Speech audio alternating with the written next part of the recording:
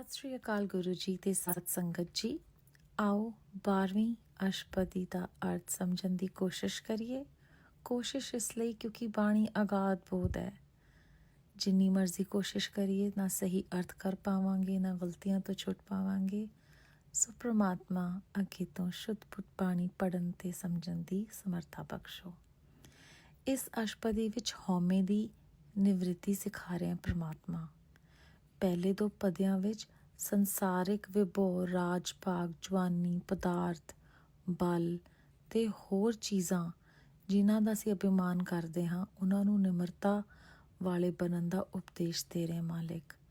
ਫਿਰ ਉਹ ਕਹਿੰਦੇ ਹਨ ਕਿ ਜਿਸ ਨਾਲ ਹਉਮੈ ਘਟੇ ਤੇ ਫਿਰ ਉਸ ਤੋਂ ਬਾਅਦ ਮਿਟੇ, ਇਹ ਸਾਡਾ ਟੀਚਾ, ਇਹ ਸਾਡਾ ਮੰਤਵ ਹੈ।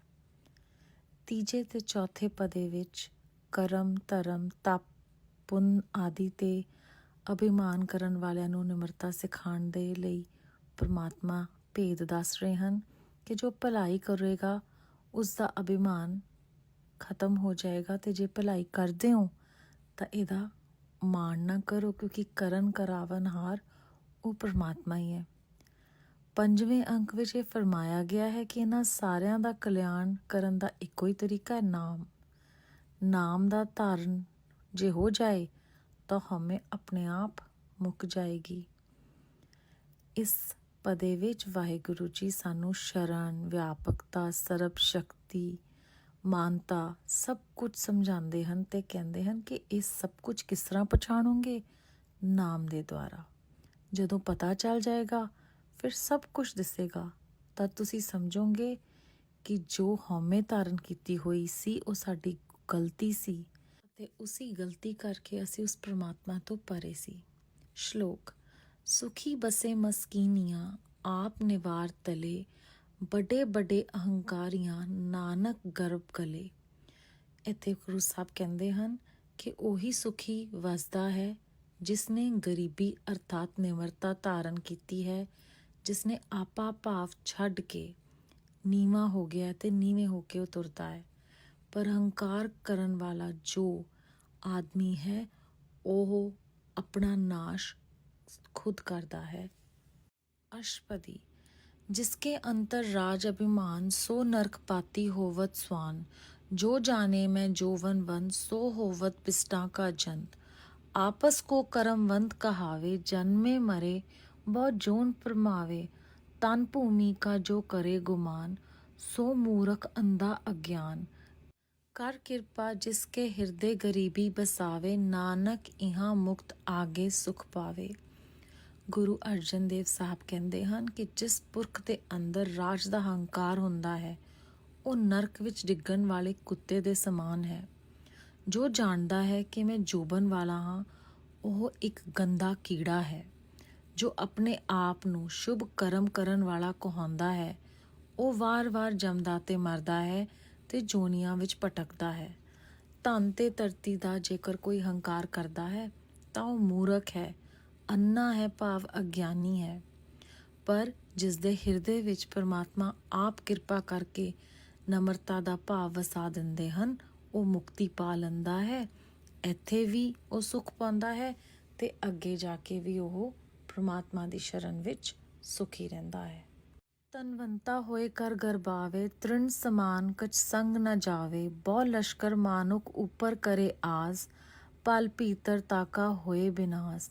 ਸਭ ਤੇ ਆਪ ਜਾਣੇ ਬਲਵੰਤ, ਖਿੰਮੇ ਹੋਏ ਜਾਏ ਪਸਮੰਤ, ਕਿਸੇ ਨਾ ਬਦੇ ਆਪ ਅਹੰਕਾਰੀ, ਧਰਮ ਰਾਏ ਤਿਸ ਕਰੇ ਖੁਆਰੀ, ਗੁਰ ਪ੍ਰਸਾਦ ਜਾਕਾ ਮਿਟੇ ਅਭਿਮਾਨ, ਸੋ ਜਨ ਨਾਨਕ ਦਰਗਹ ਪਰਵਾਨ। ਗੁਰੂ ਸਾਹਿਬ ਕਹਿੰਦੇ ਹਨ ਧਨ ਪ੍ਰਾਪਤ ਕਰਕੇ ਜੇ ਕੋਈ ਧਨ ਦਾ ਅਹੰਕਾਰ ਕਰਦਾ ਹੈ ਤਾਂ ਸੋਚ ਕੇ ਦੇਖੋ ਕਿ ਉਹ ਤੀਲੇ ਜਿੰਨਾ ਵੀ ਕੁਛ ਨਹੀਂ ਲੈ ਕੇ ਜਾਏਗਾ। ਬਹੁਤੀਆਂ ਫੌਜਾਂ ਤੇ ਮਨੁੱਖਾਂ ਉੱਤੇ ਜੇ ਕੋਈ ਆਸਾ ਕਰਦਾ ਹੈ ਤਾਂ ਇਹ ਸੋਚ ਕੇ ਦੇਖੋ ਕਿ ਉਸਦਾ ਨਾਸ਼ ਜਦ ਹੋਣ ਲੱਗੇਗਾ ਤਾਂ ਪਲ ਭਰ ਵਿੱਚ ਹੀ ਹੋ ਜਾਂਦਾ ਹੈ। ਜੇ ਕੋਈ ਆਪਣੇ ਆਪ ਨੂੰ ਸਭ ਤੋਂ ਬਲਵਾਨ ਜਾਣੇ ਤਾਂ ਇਹ ਵੇਖ ਲਓ ਕਿ ਪਲ ਵਿੱਚ ਹੀ ਅਸੀਂ ਸਭ ਭਸਮ ਹੋ ਜਾਵਾਂਗੇ। ਜੇ ਕੋਈ ਹੰਕਾਰੀ ਹੈ ਤਾਂ ਆਪਣੇ ਤੁਲ ਕਿਸੇ ਨੂੰ ਵੀ ਨਹੀਂ ਸਮਝਦਾ ਹੋ, ਅੰਤ ਧਰਮਰਾਜ ਉਸਦੀ ਖੁਆਰੀ ਕਰੇਗਾ। ਲੇਕਿਨ ਗੁਰੂ ਸਾਹਿਬ ਕਹਿੰਦੇ ਹਨ ਕਿ ਜਦੋਂ ਪ੍ਰਮਾਤਮਾ ਦੀ ਕਿਰਪਾ ਹੋ ਜਾਏ ਤਾਂ ਹੰਕਾਰ ਦੂਰ ਹੋ ਜਾਂਦਾ ਹੈ, ਉਹ ਪੁਰਖ ਦਰਗੇ ਵਿੱਚ ਮਨਜ਼ੂਰ ਹੋ ਜਾਂਦਾ ਹੈ। ਇੱਥੇ ਇਹ ਵੀ ਯਾਦ ਆਉਂਦਾ, ਗੁਰੂ ਸਾਹਿਬ ਕਹਿੰਦੇ ਹਨ ਕਿ ਅੰਤ ਵਿੱਚ ਕੋਈ ਕੰਮ ਨਹੀਂ ਆਉਣਾ, ਗੁਰੂ ਨੇ ਕੰਮ ਆਉਣਾ ਹੈ। ਸੋ ਕਿਸੇ ਦਾ ਵੀ ਗੁਮਾਨ ਜਿਹੜਾ ਹੈ ਉਹ ਗਲਤ ਹੈ, ਕਿਸੇ ਚੀਜ਼ ਦਾ, ਕਿਸੇ ਵਿਅਕਤੀ ਵਿਸ਼ੇਸ਼ ਦਾ। ਸਿਰਫ ਇਹ ਜਾਣੋ ਕਿ ਪ੍ਰਮਾਤਮਾ ਹੈ ਔਰ ਆਪਣਾ ਗੁਮਾਨ ਗਰਭ ਖਤਮ ਕਰੋ। ਸਾਨੂੰ ਇੱਥੇ ਪ੍ਰੇਰ ਰਹੇ ਹਨ ਗੁਰੂ ਸਾਹਿਬ, ਤਾਂ ਹੀ ਤੁਹਾਨੂੰ ਦਰਗਾਹ ਵਿੱਚ ਗੁਰੂ ਸਾਹਿਬ ਦੇ ਚਰਨਾਂ ਵਿੱਚ ਥਾਂ ਮਿਲੇਗੀ। ਕੋਟ ਕਰਮ ਕਰੇ ਹੋ ਤਾਰੇ, ਸ਼ਰਮ ਪਾਵੇ ਸਗਲ ਬਿਰਥਾਰੇ। ਅਨੇਕ ਤਪੱਸਿਆ ਕਰੇ ਅਹੰਕਾਰ, ਨਰਕ ਸਵਰਗ ਫਿਰ ਅਵਤਾਰ।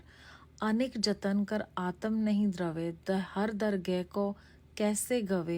आपस को जो भला कहावे, तिसे भलाई निकट न आवे। सरब की रैन जाका मन होए, कौ नानक ताकी निर्मल सोए। गुरु साहब कहते हैं कि जे कोई क्रोध करके, हौमे धारण करके सब कुछ करन दी कोशिश करता है तो यह सब व्यर्थ जाता है, क्योंकि पल्ले सिर्फ थकान ही होएगी। अनेका तपस्या करके जे ਉਹ ਹੰਕਾਰ ਕਰਦਾ ਹੈ ਤਾਂ ਫਿਰ ਉਹ ਨਰਕ ਸਵਰਗ ਵਿੱਚ ਮੁੜ ਕੇ ਆਉਂਦਾ ਰਹਿੰਦਾ ਹੈ। ਅਨੇਕ ਯਤਨ ਕਰਦਾ ਹੈ ਪਰ ਆਤਮਾ ਜਿਹੜੀ ਹੈ ਉਹ ਤ੍ਰਿਪਤੀ ਦੀ ਨਹੀਂ। ਦੱਸੋ ਪਰਮੇਸ਼ਵਰ ਦੀ ਜਗ੍ਹਾ ਵਿੱਚ ਕਿਸ ਤਰ੍ਹਾਂ ਜਾ ਸਕਦਾ ਹੈ। ਆਪਣੇ ਆਪ ਨੂੰ ਜਿਹੜਾ ਕਹਿੰਦਾ ਕਿ ਮੈਂ ਬਹੁਤ ਭਲਾ ਹਾਂ, ਚੰਗਾ ਹਾਂ, ਭਲਾਈ ਤਾਂ ਉਹਦੇ ਨੇੜੇ ਵੀ ਨਹੀਂ ਫਟਕਦੀ।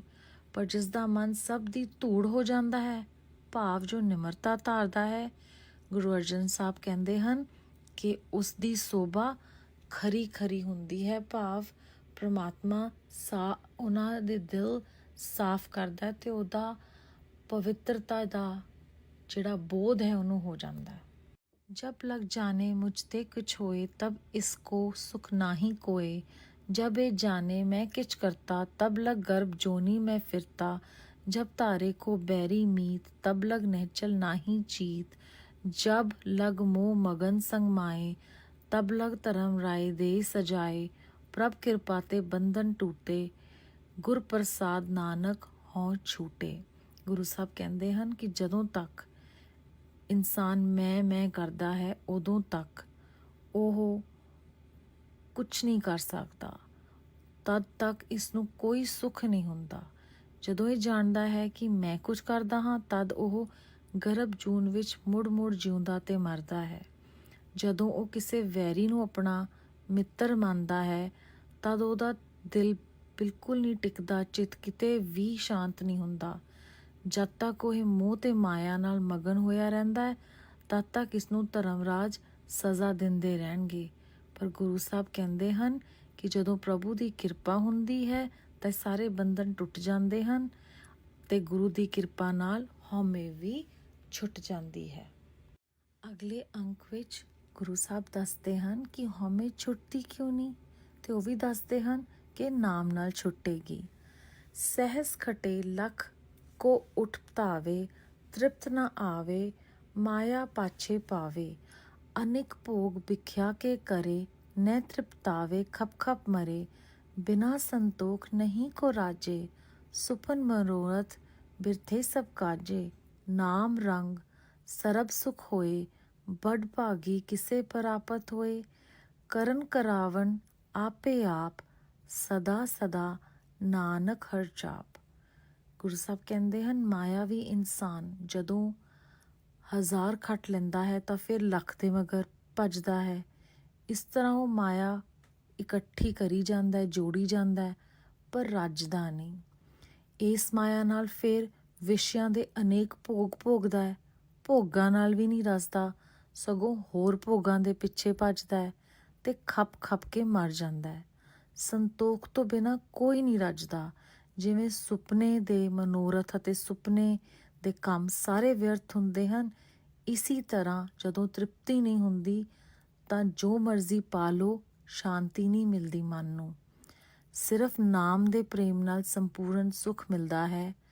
ਭਾਵ ਨਾਮ ਦਾ ਰਸ ਸਵਾਦ ਵੀ ਦਿੰਦਾ ਹੈ, ਤ੍ਰਿਪਤੀ ਵੀ ਦਿੰਦਾ ਹੈ। ਵੱਡੇ ਭਾਗਾਂ ਨਾਲ ਕਿਸੇ ਨੂੰ ਇਹ ਪ੍ਰਾਪਤ ਹੁੰਦਾ ਹੈ ਔਰ ਇਹ ਸਭ ਕੁਝ ਕਰਨ ਕਰਾਉਣ ਵਾਲਾ ਉਹ ਆਪ ਪਰਮੇਸ਼ਵਰ ਹੈ ਅਤੇ ਉਸ ਦੀ ਸਦਾ ਨਾਮ ਦੇ ਜਪਣ ਦੀ ਸਾਨੂੰ ਗੁਰੂ ਸਾਹਿਬ ਪ੍ਰੇਰਨਾ ਬਾਰ-ਬਾਰ ਦਿੰਦੇ ਹਨ ਤੇ ਮੁੜ ਇਸ ਪਦੇ ਵਿੱਚ ਵੀ ਇਹੀ ਸਮਝਾ ਰਹੇ ਹਨ। ਕਰਨ करावन करने हार इसके हाथ कहाँ विचार, जैसी दृष्टि करे तैसा होए आपे आप प्रभ सोए, जो किच कीनो सो अपने रंग, सबते दूर सबूते संग, बूझे देखे करे विवेक, आपे एक आपे अनेक, मरे न बिनसे आवे न जाए, ਨਾਨਕ ਸਦ ਹੀ ਰਿਹਾ ਸਮਾਏ। ਗੁਰੂ ਸਾਹਿਬ ਕਹਿੰਦੇ ਹਨ ਕਿ ਕਰਨ ਕਰਾਵਨ ਹਾਰ ਵਾਲਾ ਉਹ ਪ੍ਰਮਾਤਮਾ ਆਪ ਹੈ। ਇਸ ਜੀਵ ਦੇ ਹੱਥ ਵਿੱਚ ਕੀ ਹੈ? ਕੁਛ ਵੀ ਨਹੀਂ। ਜਿਹੀ ਜੀ ਸ੍ਰਿਸ਼ਟੀ ਜੀਵ ਦੇ ਪ੍ਰਭੂ ਤੋਂ ਪਾਉਂਦਾ ਹੈ ਤੇ ਉਹ ਜਿਹਾ ਹੋ ਜਾਂਦਾ ਹੈ। ਉਹ ਪ੍ਰਭੂ ਸਭ ਕੁਝ ਆਪ ਹੀ ਆਪ ਹੈ। ਹਾਂ, ਉਹ ਸਭ ਕੁਝ ਆਪ ਹੀ ਹੈ। ਪ੍ਰਮਾਤਮਾ ਜੋ ਕੁਝ ਉਸਨੇ ਕੀਤਾ ਹੈ ਆਪਣੀ ਮੌਜ ਨਾਲ ਕੀਤਾ ਹੈ। ਉਹ ਸਭ ਜੀਵਧਾਰੀਆਂ ਨਾਲੋਂ ਅਸੰਗ ਵੀ ਹੈ ਤੇ ਸਭ ਦੇ ਸੰਗ ਵੀ ਹੈ।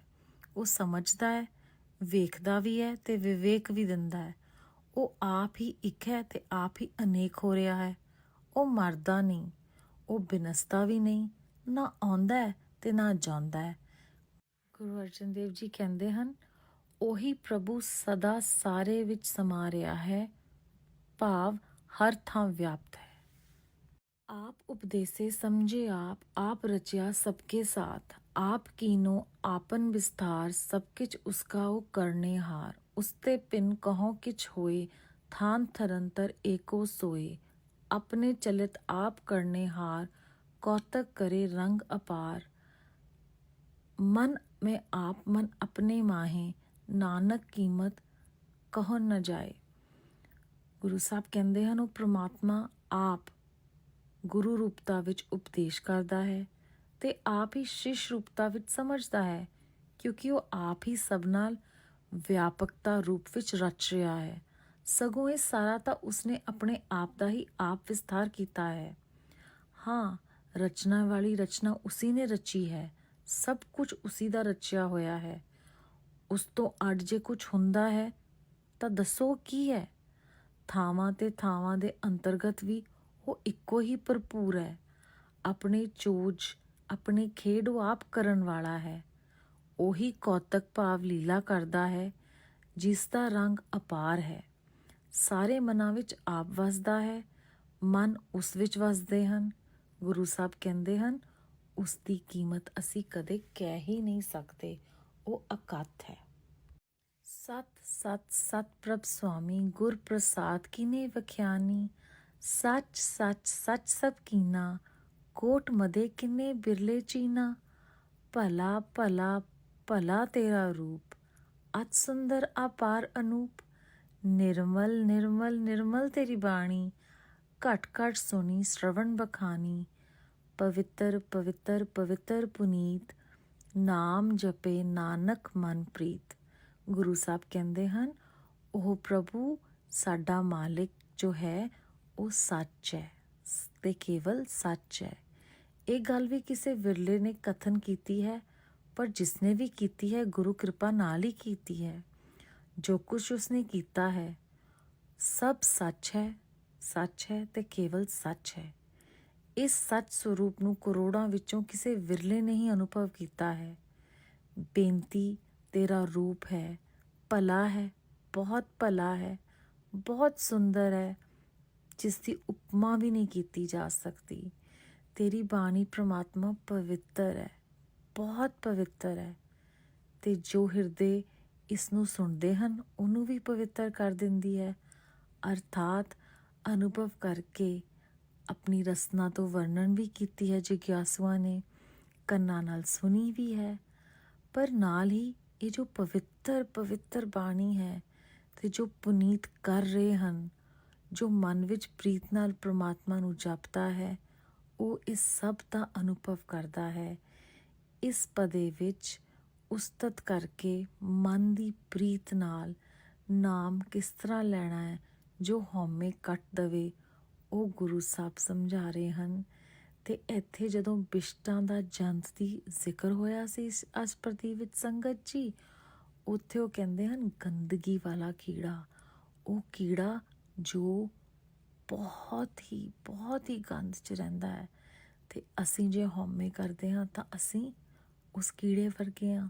ਤੇ ਹਉਮੈ ਸਭ ਚੈ, ਪਰ ਜਾਏਗੀ ਕਿੱਦਾਂ? ਨਾਮ ਨਾਲ। ਕਦੋਂ? ਜਦੋਂ ਉਹ ਤਰੁੱਠੇਗਾ ਮੇਰਾ ਪ੍ਰਮਾਤਮਾ। ਸ਼ੁਕਰਾਨਾ ਗੁਰੂ ਜੀ, ਬੇਅੰਤ ਸ਼ੁਕਰਾਨਾ।